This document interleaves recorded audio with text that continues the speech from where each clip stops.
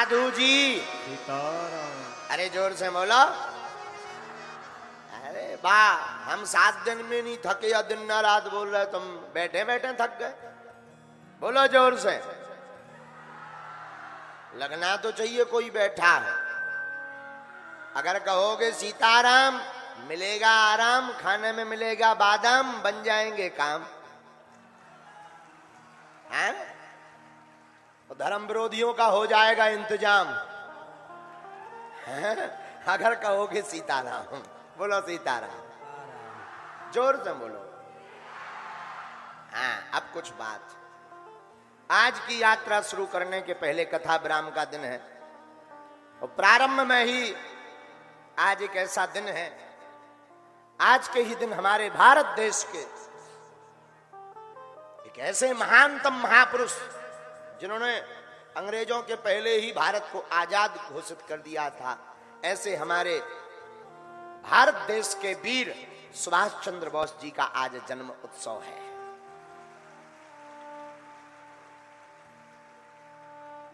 और सुभाष चंद्र बोस जी के जन्मोत्सव पर उनका एक नारा था, तुम मुझे खून दो मैं तुम्हें। लेकिन हमने आज एक नया नारा बनाया है भारत के इतिहास में, तुम मेरा साथ दो हम हिंदू राष्ट्र बनाएंगे। हाँ, तुम हमारा साथ दो हम हिंदू राष्ट्र बनाएंगे। और एक बात हम प्रार्थना करेंगे भारत के लोगों, अब चूड़ियां पहनकर घर में मत बैठो। ये केवल बागेश्वर धाम पर उंगली उठाने की बात नहीं, प्रत्येक सनातनी पर उंगली उठाई है, अब बाहर निकल करके बताना ही पड़ेगा। और इस बात को सुनने के बाद अगर नहीं निकले तो हम तुमको बुजदिल मानेंगे, बुजदिल। उनका नारा बहुत विशाल था और हमारा भी आज का सूत्र नोट कर लीजिए। सभी लोग अपना अपना मोबाइल निकालिए और ये नारा भेजिएगा सब तक, सबकी जो भगवान की नहीं उनकी जय जय सीताराम। अब बारनी तो ठटरी थी, लेकिन सबने कहा कि अब गुरुजी आप बहुत गंभीर हो जाइए, तो हम थोड़ा गंभीर होने का थोड़ा अभिनय कर रहे हैं।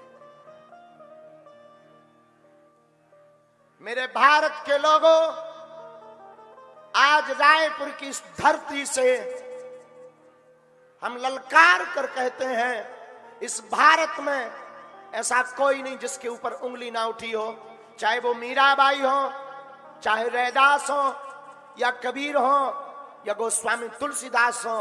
उन सबको कसौटी पर खरा उतरना पड़ा। यहां तक कि भगवान ब्रह्म है, उनको भी कसौटी पर खरा उतरना पड़ा। लेकिन आज इस व्यासपीठ से हम शपथ खा करके तुमसे कहते हैं, लोग हमसे पूछते थे बड़े बड़े बुद्धिमान कि गुरुजी चमत्कार क्या है, ये तुम चमत्कार की क्या बात करते हो। पहला चमत्कार तो यही है कि पूरा भारत का हिंदू एक हो गया, और दूसरा चमत्कार जिनको देखना हो कभी दरबार में आ जाना, वेलकम टू यू। और तीसरा, हमारी प्रार्थना को बेकार मत जाने देना। अगर तुम्हारे अंदर एक बूंद भी सनातनीय हिंदू का हो तो तुम मेरा साथ दो, मैं हिंदू राष्ट्र दूंगा।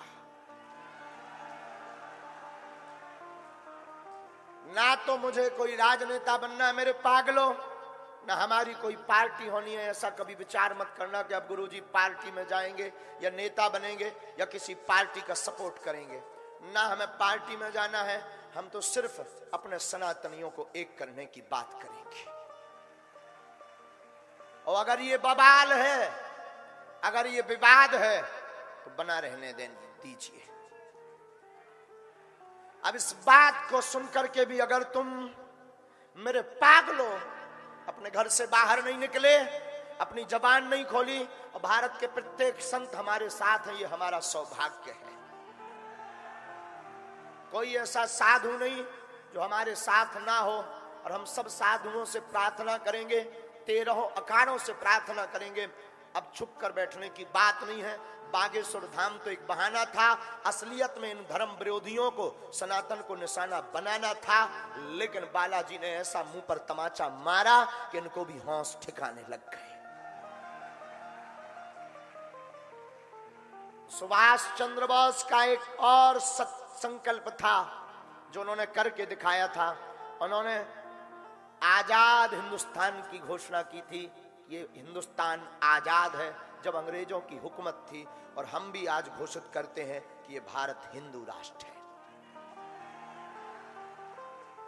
अपने अपने मोबाइल रख लो, वरना तुम लोग हाईजैक हो जाओगे।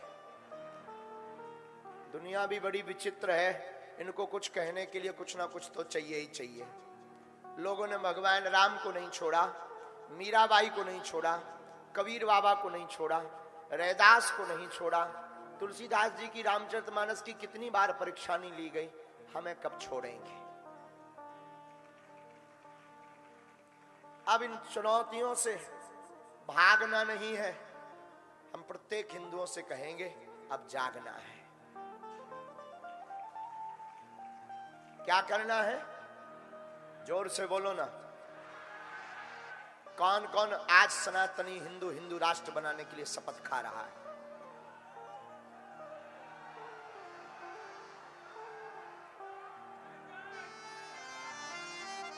पक्का? अब अगर कोई सनातन के ऊपर उंगली उठाएगा तो कौन कौन मुंह तोड़ जवाब देगा? एक बात और बोल रहे, पूरे भारत के लोगों के सामने, मेरे पागलों, हमारे बारे में कोई कुछ भी कहे, अच्छा कहना तो उनकी मजबूरी है, अगर कुछ बोलेंगे नहीं तो फिर उनको कौन सुनेगा? कोई कुछ भी कहे, कहते रहने देना, सांच को आंच नहीं है। सांच को आंच नहीं मेरे पागलों, और हम जब तक जिएंगे तब तक सनातन की बात करें।